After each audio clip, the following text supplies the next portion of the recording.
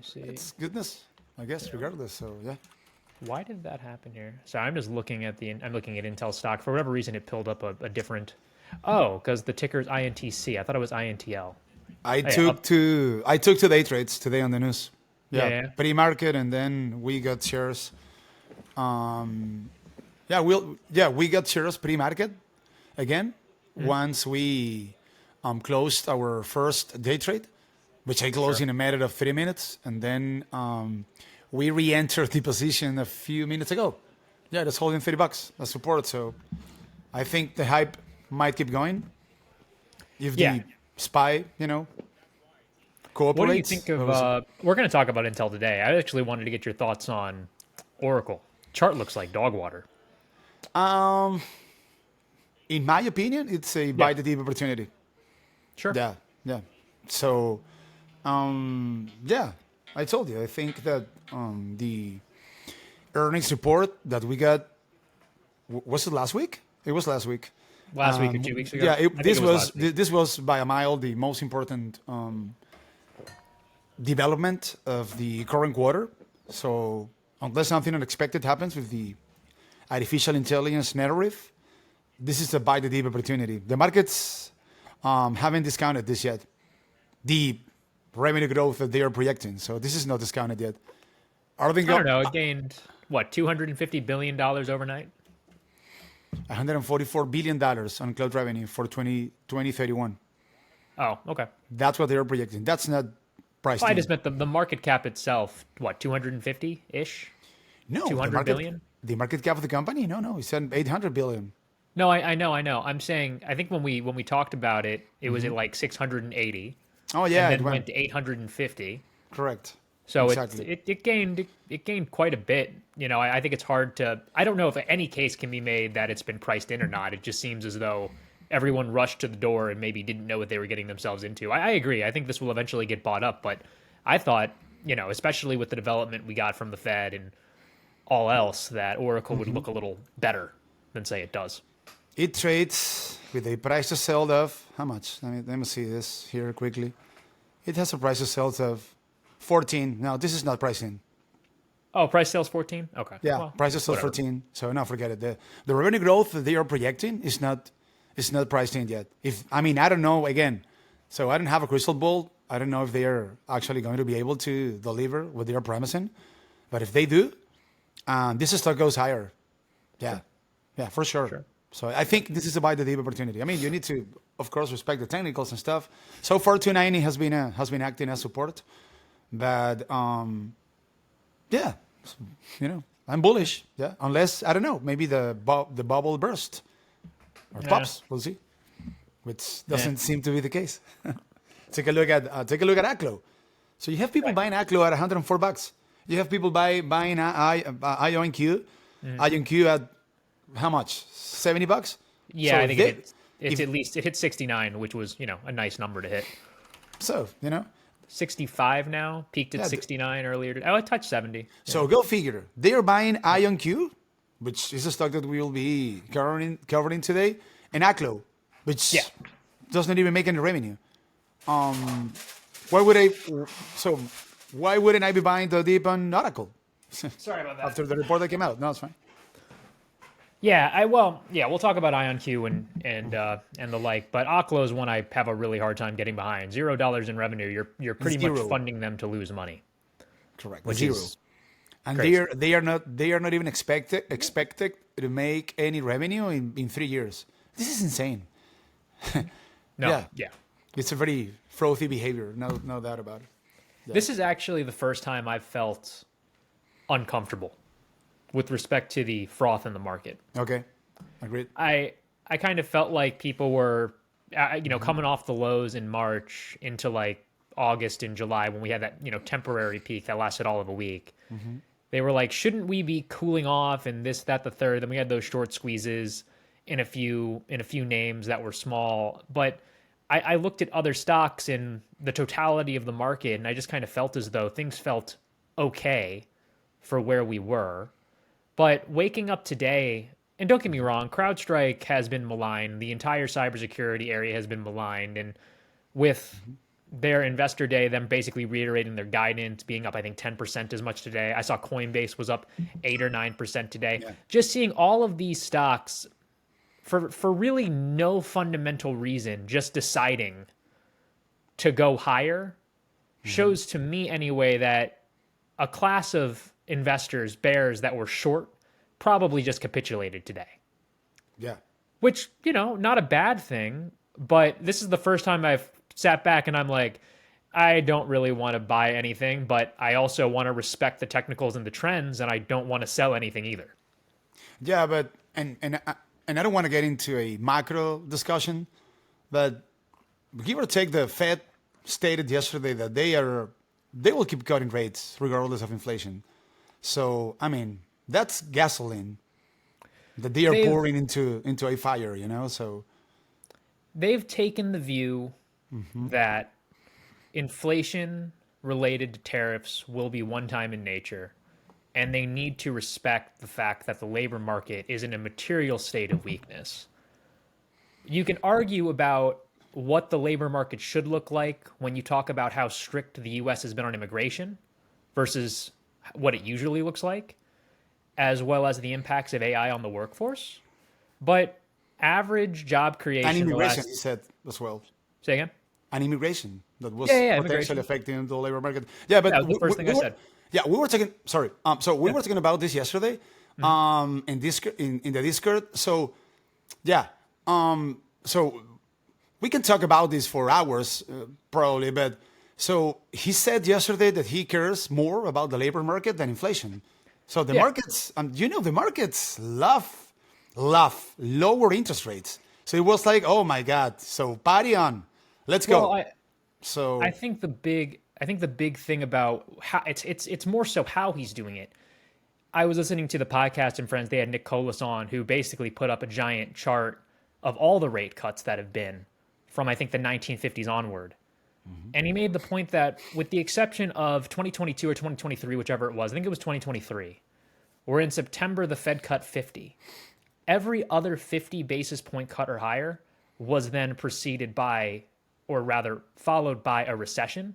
You want to see 25 bips.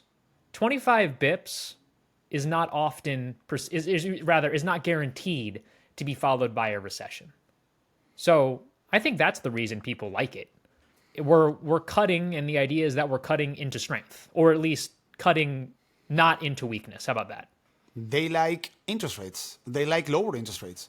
And Powell said, inflation. Yeah, I mean, I don't care more about the labor market. So, I guess the point I'm trying to make is, do you see the Fed hiking rates for any reason in the short term? Because it doesn't make sense.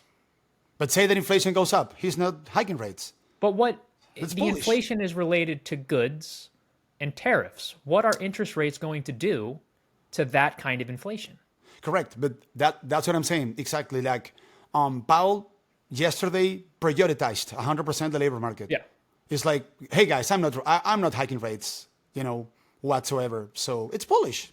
It's bullish. It's 100% bullish. I guess the only point I was trying to make was, if he cut 50, I think the S&P would have been down 2 or 3%, on the notion that it would have been Powell kind of trying to hide the fact that the Fed knew something that everybody else didn't. Because 50 basis points, when it comes to a cut, is a big deal. So you would have got lower interest rates, but I think the equity market would have sold off with it because it would have been indicative of a recession. Yeah, I think that, the markets love lower interest rates. It's cocaine for them. So this is bullish. No. It's not. How do I put it? What I'm discussing is not a matter of opinion. It is a matter of fact. Like when the Fed cuts 50 bips, the only exception being 2023 or 2024, last September. Last year, correct. You get a recession. I have a feeling that if he decided to cut 50, knowing what we know right now, the market would have taken that as an indication that Powell sees a very, very weak labor market. And then you fall. I mean, he's in financial conditions, So yeah, take a look. ACLO today, $110. I guess the point I'm trying to make, there's nuance. There's nuance to this. There's nuance to this. Is the point? There you go. Correct. Yeah. All right. Do you want to start? Yeah, sure. Let's do it. Awesome, bro. All right, everybody. Welcome into episode 11 of Charts and Checks, a podcast where Alvaro and I discuss three of your favorite stocks from a financial, technical, and fundamental perspective. This week, we will be revisiting Ionq, talking about two new stocks, Lyft and Intel. With you, as always, are your hosts, Alvaro of the Bilingual Stock Market Challenge, and myself, Don Foyani, the gorilla with glasses. Alvaro, now that we have got started here and we're 10 minutes to the close, Yeah. 10 minutes. is there 11 minutes. anything else you want to briefly touch on before we get into it? New all-time highs. Tomorrow we have Quadruple Whitson. And yeah, we'll see what happens. It might be interesting. Spend 30 seconds on that. What is that? So tomorrow we're going to have a massive options expiration day. Yeah. Futures, indices, individual stocks. So it's a day that takes place 4 times a year. And usually we see weird, things happening. So it could lead to some sort of maybe pullback in the markets. So the quadruple Whitson of the month of September, which happens to be the third quadruple Whitson of the year, is usually the beginning of some sort of pullback or correction in the markets. We'll see if that is the case this time around, because the development that we had today with Powell and the Fed, what we just talked about, was very bullish. So we'll see what happens. Yeah. Maybe this super bullish situation keeps going. I don't know. We'll see about that. Might be interesting. Only thing I would add to that is I'm doing a little bit of research on it right now, but September is running out of time to live up to its seasonal reputation as a poor month for stocks. I'm curious to see what the stock market looks like a year after September is positive. So I'm going to do a little bit of research on that, just look back from like 1950 to 2024. We don't know for 2025. Find the instances of September that are positive and see what the stock market, specifically the S&P 500, looks like a year later. I have a feeling that it is going to be positive. In addition to the fact that JP Morgan released a note saying that when the Fed cuts 25 bips or cuts into a non-recessionary environment 1% from the highs on the S&P 500 on average is up 12%. 1 year out, right? Yes, correct. Correct. So between now and then, you might go down 5, then have to get that back. It's not a linear grind, gradual rise higher per se. But when you have a backdrop like this, history suggests that stocks can keep going longer, even though, as we discussed in the open, things maybe seem a little bit frothy right now.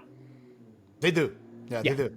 But we have right, lower rates coming up. Yeah. Let's go. We'll pivot to Ionq.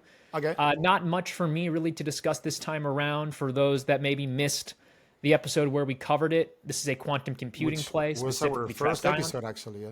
It was the first episode. It was our first episode. Yeah. Yeah. For just a little background on them, they specialize in trapped ion technology. You're basically building your quantum computer one atom at a time. The result is the best quality of quantum compute, but it is significantly harder to scale. I called them the Rolex of the quantum group. So there were 3 headlines, 2 yesterday, 1 I think last night or today. I'll go through each of them briefly, which caused the major move up in the stock.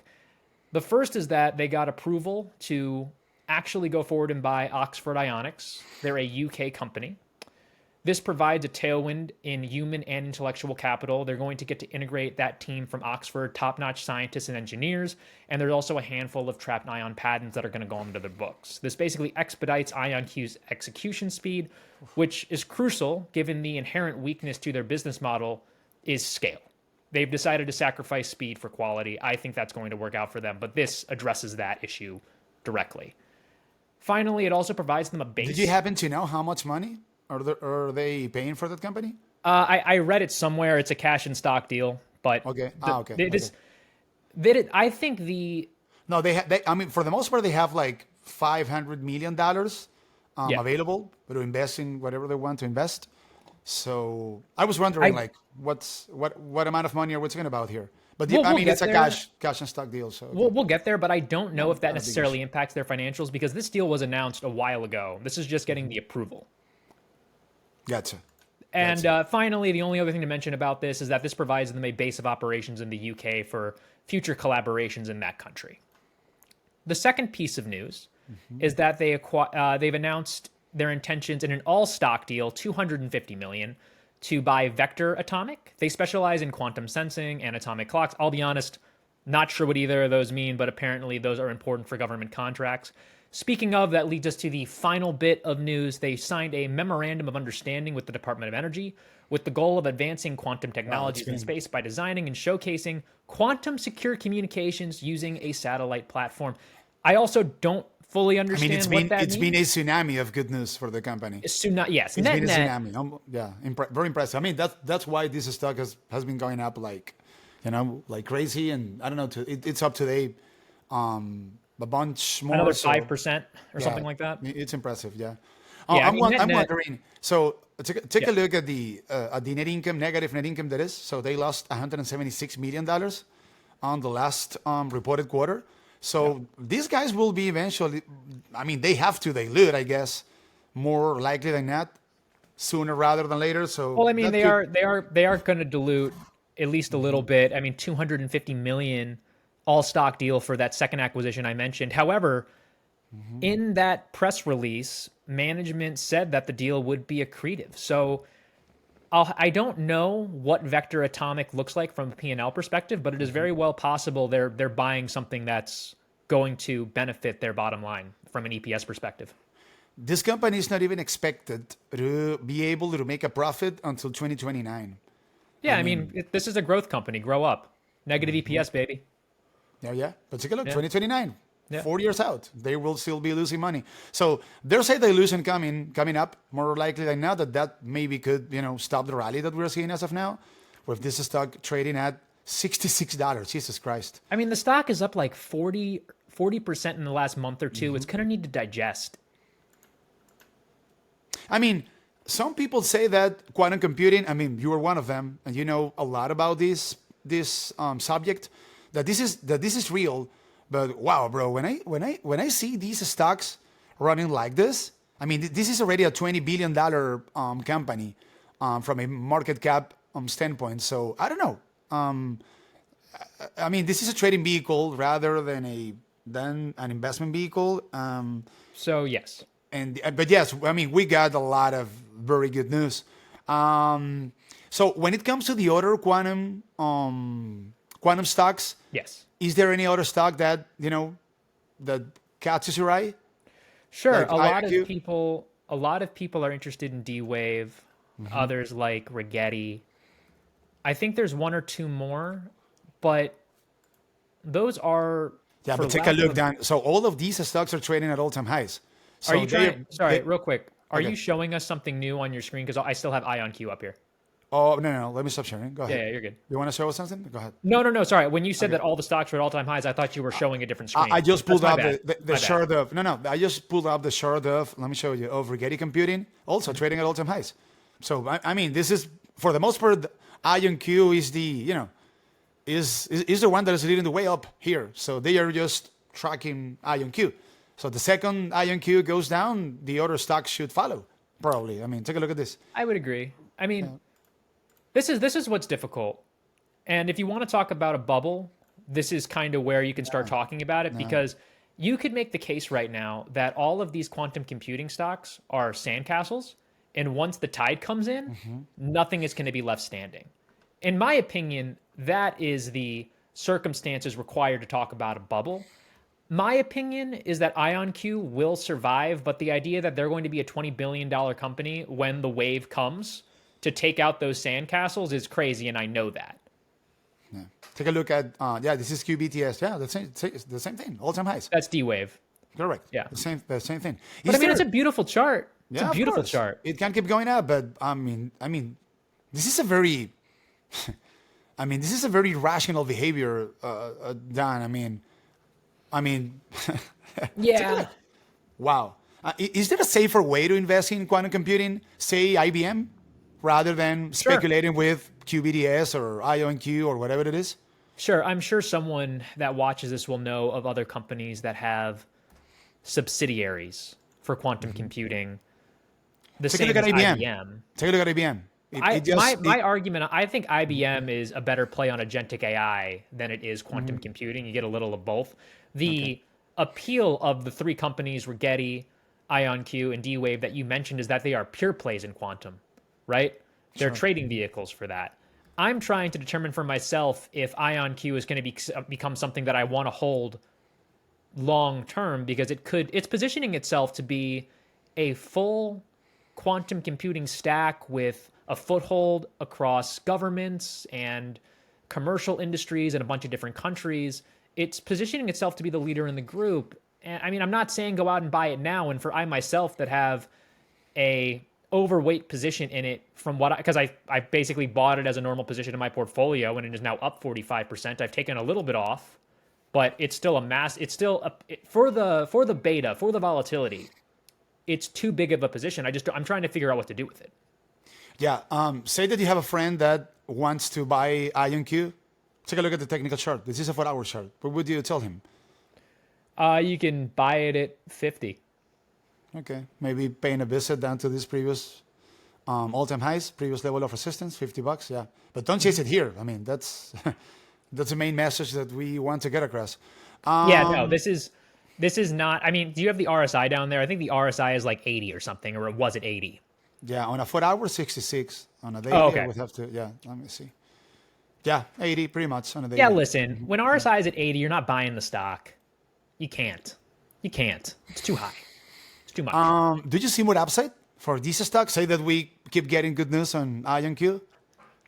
I mean, I mean that the stock is fully priced in, even though we've gotten a lot of very good news. But I would argue that the recent move up in Ionq has some base and fundamentals. They're acquiring some very nice pieces in a way that is accretive and is not destroying their balance sheet.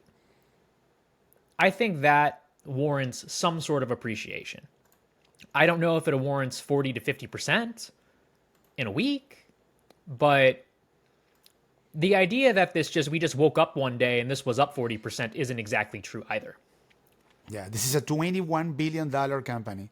Yeah, and it looks like It's so just crazy. Yeah. if you look over there, you can see it. In June, it was 10 billion. This thing has doubled in 3 months. Take a look at the price to sales, 284. What would I pay Ionq a price to sales of 284? So what would I pay this company $284 per every dollar of revenue that they make? When I can pay Palantir, which also has a very excessive price to sales, I don't know, the price to sales of Palantir must be at 110 or 115. Right. But Something Palantir like is already a mature company. So I don't know. I mean, I like the story, the the computing, the quantum computing thing, or I don't know, story, theme, whatever it is. But I mean, you guys have to be careful here. Be careful. Oh, yes. Yeah, because this is not something you said it earlier. Don't chase this here.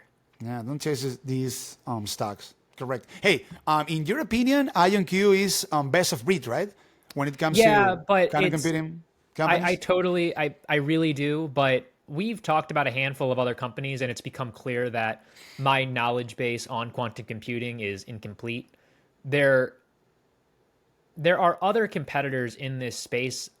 It's hard for me to determine what makes a moat for Ionq or for Rgti or for D-Wave or for the one other quantum computing company we covered. But what appeals to me about Ionq is the fact that they are becoming this go-to partner for governments. That's really impressive to me. Because governments aren't just going to pull funding. Those are real partnerships. Correct. And on top of that, the Fed is cutting rates, so the markets are going to hyper-focused on growth rather than profits. So, yeah. One last thing before we move away from this, because it is important. In generally speaking, when the Fed cuts rates, the benefit to these smaller companies is that any fixed debt they have on their balance sheet is going to be refinanced. Yeah. Yes, be refinanced, or they're going to have to pay less in interest. In other words, it's accretive to EPS. It's a tailwind to EPS. Does Ionq have any debt? Like, does this matter to them from a No, fundamental? they have a good financial situation. So let me show you. They Yeah, I have, mean, I'm just curious how much debt they have. as I said, no, they have a favorable cash versus debt position, 586 million dollars in cash, and the long term debt is I just saw it. Where is it at? Let me see. 90, Okay. 90 million. So yeah, Yeah. they have plenty of money to stay around for quite some time, even though they are burning cash like crazy. But it is what it is. Yeah, we have lower rates coming up, so the markets will be focusing primarily on this revenue growth. That's it. Take a look, 81% year Yeah, over that's year that's revenue super growth. important. Yeah, Another thing about lower rates is that it creates it starts making a premium for assets that generate a yield. So start looking into assets like in the utilities and the REITs and all over the place. Some of these assets that generate a yield are going to get a boost once the short-term rates come down. correct. And you have money coming out of treasury bonds, Yep. and seeking for growth. So yeah, I mean, this benefits these kind of stocks, Yeah. Ionq and ACLO and so forth. Right, All right, right. right. Next, Let's Yep. Pivot to Lyft. Lyft. Yeah, let's go take a look at Lyft. Sure. Very, So very good while you're news as well, right? I mean, not from say a again? material stand. We got very good news on Lyft. Yes, yeah, yeah. So the deal with Waymo, I'll quickly go over what is actually in it. It is for the Nashville market, which is important for rideshare and the future of autonomous. It's a growing city. By 2026, through the Waymo app, you'll be able to hail an autonomous vehicle that is going to be serviced and managed through Lyft's fleet management subsidiary, known as FlexDrive. Later in the year 2026, you'll be able to hail a Waymo through Lyft's app. In the short term, Alvaro, you've nailed it. This is clearly a very positive development for them. Prior to this partnership, Lyft was in a corner. Uber pretty much dispatched of them. Lyft's only market share was a derivative of demand that Uber couldn't supply. Otherwise, Correct. Uber was dominating. So 100%. Lyft is a better company today than it was yesterday, and the financial performance moving forward needs to be revised higher from the levels they are right now, which is the basement. Hey, by the way, this partnership is going to be taking place initially in Tennessee, right? Or Nashville. Nashville? Nashville. Okay. You Okay. got it. There you go. I mean, Nashville, Tennessee. Nashville is There the you go. biggest city, well, one of the Correct. biggest cities in Tennessee. Correct. So there's not really a material change when it comes to the financial situation of the company. But I mean, we can make a case that we have more deals coming with Waymo, right? In other states and cities. So I mean, this is very positive news for Lyft. This is where I put on my negotiation cap. We don't know about the economics surrounding this deal. There's no telling how profitable Correct. this is for Lyft. Very good What point. I talked about in your Discord was the fact that UPS and Amazon had a high volume deal, but the margin was so low for UPS, you could argue that it ruined the company because they had to allocate so many resources to serving Amazon that they couldn't allocate those resources to higher margin businesses. And if you think about Lyft, so we don't know what the margin is with Google and Waymo.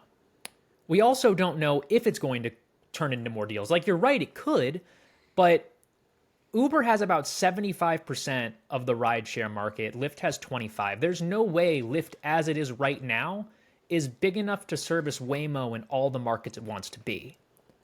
So, with that in mind, I believe this is Alphabet and Waymo setting the stage for a more competitive negotiation with Uber, because without Lyft, Uber has a very strong position in negotiations. This creates some leverage for Alphabet and Waymo to go to Uber and say, well, Lyft is doing this service at this price. What can you do? Yeah. And take a look. This is a profitable company. Yeah. So they have been making a profit on a constant basis during the last 3 quarters. Look, 40 million, 2 million, 61 million. So they're making a profit. That's good. Revenue growth, 10% year over year. Yeah, revenue is going up. And of course, I guess that I would have to double check on that, but I guess that Uber trades at a premium relative to Lyft. I would assume. I mean, Uber's Yeah. also a significantly larger company. Yeah, correct. Yeah, take a look. This is a $9 billion market cap company, bro. And Uber, what's the market cap on Uber? 80 billion? Something like that? I 90 can check billion? for you real quick. Okay. So yeah. 200 billion. So this company is, I mean, the market cap of Lyft is pretty much a fraction of Uber's. It's what I said earlier. Lyft's market share is whatever Uber didn't have drivers for. Yeah. That's it. Yeah, correct. So I mean, their It's forward PE for Lyft, it said was 20. I think Uber's forward PE is 15. So yeah. this is more I have the expensive. forward. I have the forward of Lyft here at 99. Can that be Oh, right? that Oh says no, my trailing, bad. no? No, that's the trailing. My bad. 20, All 20. right. Yeah. Okay. Forward P of 20. And let's go see Uber. Do you have Ubers I'm pretty sure available? it's 15, but double check. I can double check on that. That's Yeah. fine. Let's just compare Watch apples with this be apples. so totally wrong. Let me see. Oh, Yeah, 23. 23. Trailing, Yeah, trailing was 23. 15. Okay. The price is also 4. Yeah, but take a look at the market cap. So yeah, I mean, actually, yeah, I mean, Uber has been killing it, man. Take a look at the multiples. Are not excessive. This is a super dominant company. And you don't buy the BS that Tesla is going to be disrupting Uber, right? No, With the I'm autopilot, whatever I'm it on the is. record. I think it's stupid for a lot of different reasons. Every single time that Tesla announces something autopilot related, then Uber takes a hit. I Can I- think can I it's an overreaction. So yeah, Can go I ahead. ask you a question about like when you envision getting into an autonomous car, how do you visualize that in your mind? Like when you think about you're going to get into an autonomous taxi, like how do you visualize the ride? Where do you get into the car? Where do you settle? Like tell me what you visualize in your mind. That the vehicle is going to go anywhere. Do you You get know, in the back? Do you get in the front? No. I mean, you know that I own a Model 3, a Tesla. Oh, I love. Yeah, no. The cars are amazing. So Cars are no. amazing. But I mean, when I use the autopilot feature, I still need to to put my hands on the on the Yes. steering wheel, and it's like kind of assisted, So I mean, I can get in the car and put an address, and the car is gonna drive 30 minutes while I am I don't know answering emails and stuff like that. So I think that Tesla is still behind Waymo. I mean, Oh, Waymo is. without a we doubt, we they're have still thousands of Waymos vehicles in Miami, in Atlanta. Driving themselves all over the place. So why am I saying that? Because if you're buying Lyft at these levels, because you think that maybe the market cap could go up and stuff like that, and that Lyft is going to be a decent competitor in this ride sharing autopilot networks in the US. So you also need to take into account that Tesla could be a competitor. But so far, I mean, Right. that isn't the case. I'm So it doesn't put in jeopardy what Lyft could be doing in the future. That's what I'm saying. I was only asking you because I think when most people think about at least what we have now is when the autonomous car shows up, you don't sit in the front, you sit in the back, right? You're not Correct. supposed to be near the steering wheel. What I've seen from Tesla's, and I know there have been more recent tests, they strolled up the Model 3 or the Coupe, and there was 2 seats in this thing. Like, who gets a taxi? Like, unless you're getting a taxi for yourself, it just doesn't make sense. Like the taxi that Elon strolled out in L.A. I think last year at this point Yeah. had 2 seats, The and really only robotaxi. one because you shouldn't sit in the driving seat. I just have a feeling that when it comes to autonomous driving, Tesla is 100% sizzle and 0% stake right now. That's all. I mean, maybe one day. Let it on down the road. We'll see. Hey, Lyft. Are you buying this pullback? This potential pullback down to the 5 DMA, rising 5 DMA, $21? I'm sensing a theme in today's episode in that these are all trading vehicles. I have decided not to. interesting. I have decided not to trade this. Yeah, because take a look. This is a 4-hour chart, Dan. But take a look Yeah. at what happens if I pull up a weekly. So some people Yeah. are starting to see this like, hey, but maybe we have a major breakout here in the making. If Lyft can consolidate above $20, if that were the case, I mean, who knows? So we have multiple potential gaps to the upside. I mean, we have 25, we have 33, we have 44. So we have like the meta phenomenon. So Yes. many people are looking for the next meta. And in the case of Lyft, the upside potential could be massive. If we happen to have, if we can actually see over here a breakout to the upside of $21. Look, previous resistance, previous resistance, previous resistance. So this could be interesting. But you are not buying this stock from a long-term No, perspective, right? And the reason I'm not trading it is because I don't expect there to be any more news to drive it higher. What about new announcements with Waymo for other cities?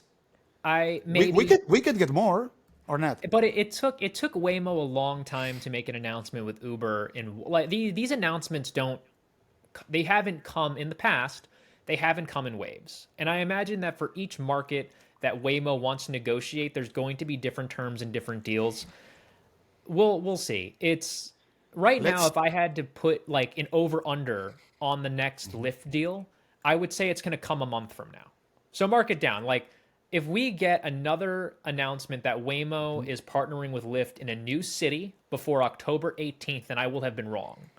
I just don't think we're going to wake up next week or anytime in the next 30 days and see another deal. That doesn't okay. mean the stock can't move higher. I just don't see any clear catalyst to keep momentum in the name. I also like this. Can you see my screen?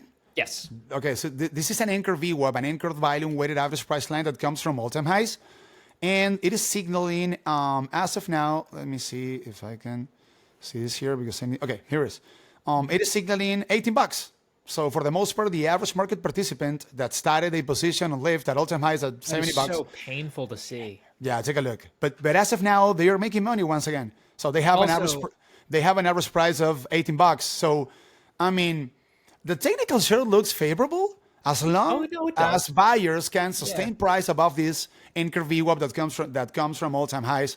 So I think that here the risk might be to the upside as long as I just said, as long as buyers can sustain price above this anchor VWAP, it is signaling 17 bucks.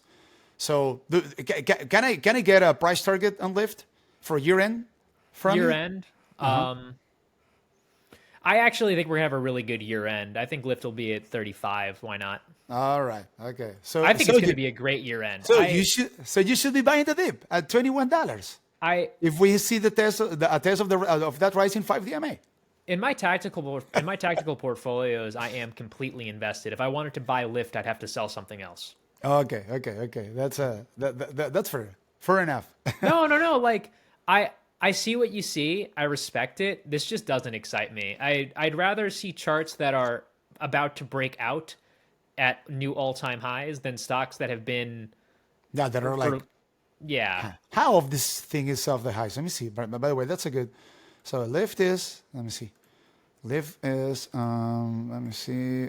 I mean, roughly 74% of all-time highs. That's right. I mean, of the IPO day, by the way. This stock pretty much had its IPO and it immediately it has collapsed, been down and to the right. There you go. Yeah, I like that phrase. Awesome. Hey, talking about stocks that have been going down for years. Why don't we talk about Intel? Good segue. There you go. So the deal announced, was it this morning or late last night? Nvidia is going to invest earlier today. Earlier today. Yeah. Nvidia is going to invest $50 billion in Intel as part of a deal to co-develop data centers and a PC chip. Notably, the investment doesn't appear to include manufacturing Nvidia chips with Intel's foundry, so there's no competition for TSM, which is probably why the stock didn't get dinged like AMD and a few of the other ones did. I think it's noteworthy to mention a little bit of context here. $5 billion is not a lot of money to Nvidia. I think it's 1% of their annual free cash flow. Shock change. Yeah, Nvidia is not betting the farm on this, but for Intel, $5 billion is definitely not nothing. Intel is going to benefit from this because Jensen is the kingmaker right now. This stock could continue to work for months because of Jensen's blessing. I don't think anybody should doubt that. Can we agree on the fact that there's no material change for Intel, but from a narrative perspective, this is very good news? Sorry, repeat yourself? So the narrative is changing because Nvidia is investing, is supposedly, I mean, it is taking a stake in Intel. So, but from a material standpoint, there is no like, wow, what a change. This is gonna turn this story around. That's what I'm saying, right? But it's good news, of course. I mean, we're talking about the largest company of the world. Yes. Starting a stake in your company. It's goodness. I think you're right. It's better news. The story and the narrative is better than the actual financial development. I think in the perfect world, you can make the case that with this partnership, because they did agree to do a PC chip. Go ahead. Yeah. I have a very important point to make here. Yeah, but we are in the stock market narrative, whatever it is. So take a look at Ionq. What's behind Ionq? Nothing. I mean, a story. We are in a stock market that goes up in most cases based on a story behind a stock. So take a look at Ionq, take a look at ACLO. So I think that in the case of Intel and this stake that Nvidia is starting in Intel, so the story is becoming way more attractive than before. Sure. Super more attractive than before. So I think you can attribute 80% of this gain to the story or the multiple expansion and 20% of what could be a real business. Like, it's not nothing, Alvaro. This PC chip is going to allow Intel to have a competitive product that might change the landscape for AMD, who has been crushing the consumer PC and gaming market for the past 2 or 3 years. If Nvidia is going to help Intel get back into the PC market, that is something. That is something. Is it 30% in one day? Probably not.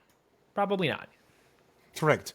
I was gonna show you. So let me see if you can see my technical shirt. Let me go ahead and share this. Hold on. However, Alvaro, So, yeah. go ahead. Yeah, I wanted to show you this. Take a look. So this is our Discord, and on Monday we got an unusual collapsion alert on Intel. Take a look at this. So last Friday, someone invested $1.4 million. You guys can see here the alert on Intel calls that expire on December 19th with a strike of $30. Take a look at this insider trading, bro. Oh, that's crazy. Yeah, take a look. $30 to the dot. But take a look. This was posted on Monday, bro. Take a look. Did a great job. In our Discord. Can you figure how much money these guys made? Unbelievable. Insider trading. Someone knew this. 1.4 million. He put 1.4 million into the December $30 3 days ago, and today it's at 30. Yeah, he has to be stupid in the money right now. Insider trading, bro. It probably running rampant. That is probably $5 million right now. Yeah, we had a lot of guys in the Discord making a lot of money because they started a position in Intel on Monday based on this alert, awesome. and they made a killing. They made a killing. Hey, are you buying Intel here? I gotta ask. Why not? This was good. I'd rather buy more. I'm Nvidia. confronting you, big time here. Yeah, Why should I buy Intel? This is the stock market of the story, of the sexy story. If the story is sexy, you get rewarded. It's Nvidia. It's the largest company of the world taking a stake in your company. It's super sexy. It's Nvidia making a donation to a horror company to keep the FTC off their ass. Okay, Intel. I mean, at the end, the RIP got sold. Intel goes down further. In my opinion, this dip gets bought up more likely than not. This is an irresistible dip, as long as Nvidia supposedly keeps investing in Intel. So think about it this way. I don't think it could be denied that politics are at play here. More important than any financial implication attached to the deal or whatever Intel can end up gaining from this, Jensen knows that this investment, especially given the fact that the U.S. government just got, I think, $10 billion in equity, is going to put Nvidia in the White House's good graces. This $5 billion is going to be a small gift to pay if this allows them to negotiate a better export license and helps them better negotiate or better navigate the relationship between the United States and China. This, to me, is like the Apple Tim Cook moment, where Cook went to the White House and gave him a 24-karat gold plaque based from Utah with a Apple branded glass sourced from Kentucky, designed by a U.S. Marine. This is Jensen paying a ransom. That's it. Yeah. I mean, this is Jensen making a $5 billion donation in order to get hundreds of billions of dollars of business. I have to insist on this. Intel, INTC pays a visit tomorrow down to this previous level of resistance down, $28. Wouldn't you be tempted to buy the dip? There you go. If you want to see, just like with any stock, listen, I don't like Intel because I don't like stocks that lose money over 20-year periods of time. That's actually rather heroic. If you see $28 become support, you are now seeing a previous point of resistance become support, and that is the sign that bulls are retaking control of a stock that has belonged to bears for the better part of 20 years. So, of course. There you go. And take a look at this disaster, bro. So this is Intel, right? Take a look at the revenue growth year over year. Not even 1% in the midst of a super bull market of the tech sector. This is unbelievable. This is embarrassing. Take a look at the revenue growth. 1%. It is embarrassing. Take a look at the revenue. This is unbelievable. We are in the midst of a super historic bull market based on artificial intelligence. And take a look at this company reflecting a year-over-year revenue growth of 0.20%. Take a look at this. I'm curious. This might be the worst performer in the SMH. Probably. Yeah. Oh, yeah. Over probably. any period, by the way. Probably. Except maybe today. Take a look at the net income. They lost $2.92 billion on the last quarter. Unbelievable. Yep. An absolute disaster, an embarrassment of a company. But now the story is sexy. You have the largest, because you have the largest company of the world doing something with Intel. Doing something? Well, what is the something? It's like a very ugly dude. And I don't know, some way, somehow, a very beautiful woman fell in love with him. It's the same thing. No, this is a really gorgeous girl. Correct. Like, this is a really gorgeous girl. She fell in love with an ugly dude. No. Yeah, super ugly dude. No. Hold on. Nvidia gave them 1% of 1 year's annual free cash flow. This is a beautiful girl giving an ugly dude a compliment out of pity. This is nothing more than that. This is nothing more than that. Yeah, this company is a disaster, but I think that the story changes with the stake that Nvidia is taking in the company, and I think that the dip gets bought up. I mean, Intel can go down with the market as a whole if we see some sort of a correction or whatever it is, but this is a game changer for Nvidia. For Intel, in my opinion. Yeah, I think you buy the dip here. $5 billion to Intel, which has... But done. Forget about the amount of money. The story is changing. Nvidia is taking a stake in a piece of garbage. This is a piece of garbage of company. Okay. And so how is the piece of garbage improved? I don't know. But the story's sexy. You buy the dip, it goes up. Like Ionq and Oklo and I don't know, whatever it is. Intel is not Oklo. Real quick. So you don't think Intel can turn this story around even with Nvidia? So hold on. They have $9 billion in cash. Is that what that says? Let me go here. Oh my bad. No, you're right. They have a super large debt. So $21 billion in cash. I'm just curious. 9 billion, is that 9 billion? That's in millions. Take a look at the total debt. This is a disaster. $50 billion in total debt. My point is that $5 billion doesn't do them much. No, that's what I'm saying. So from a practical standpoint, because Nvidia is the largest company of the world, Jensen is the godfather of AI. Go ask the knives. So the godfather of artificial intelligence is investing $5 billion in Intel. The story changed. You buy the Debra. Dan Ives has also said that he wouldn't wish ownership of Intel on his worst enemies. I would like to see what Dan Ives thinks about Intel tomorrow. Once he found out that the godfather of artificial intelligence, none other than Jensen Huang, is investing in Intel.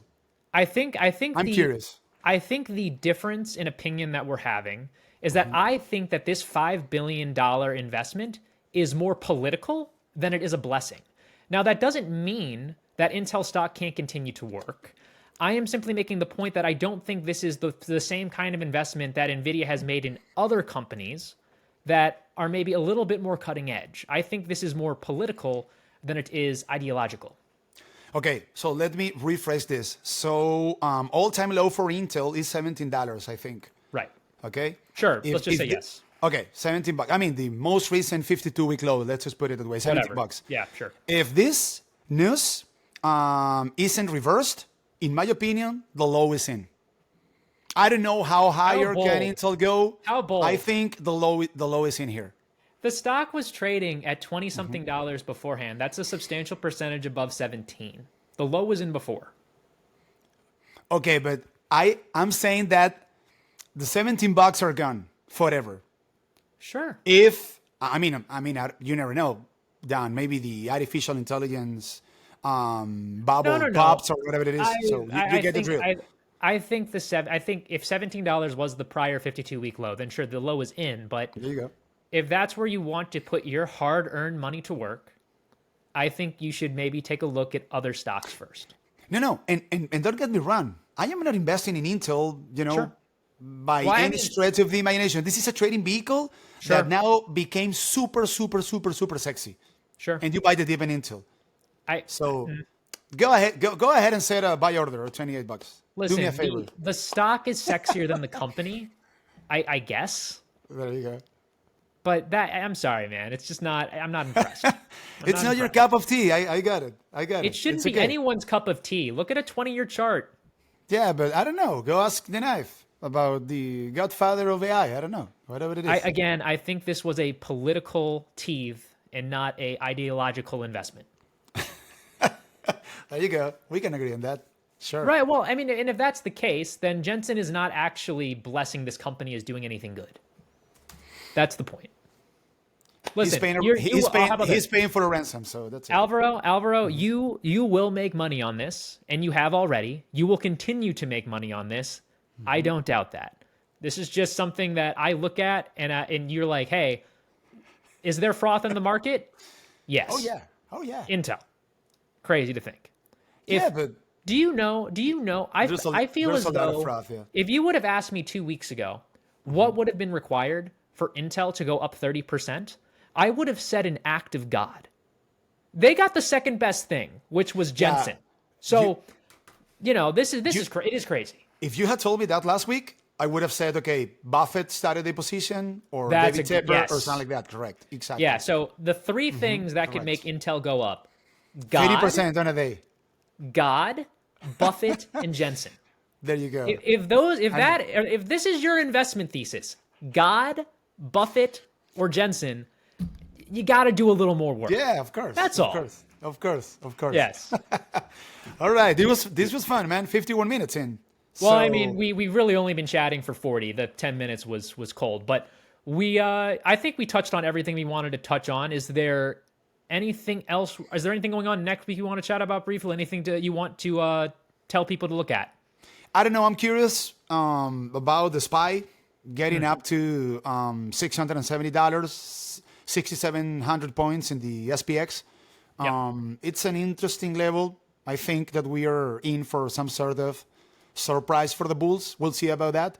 I would have to reconsider that idea if we happen to reverse above 6,700 points in the S&P 500. But I think that we are approaching some sort of top for the year. We'll see about that.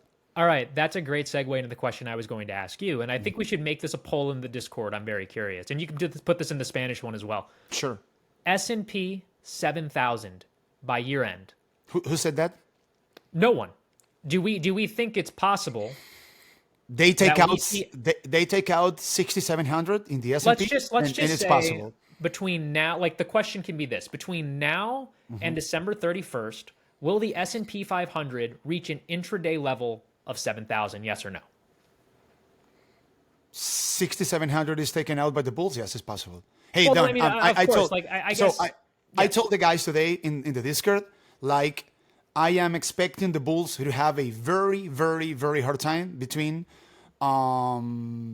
6,650 points up to 6,700. So, say $665 in the SPY up to 670. But I would have to reconsider that idea if they actually burst above $670 in the SPY. So if that is the case, I can see 7,000 points in the S&P.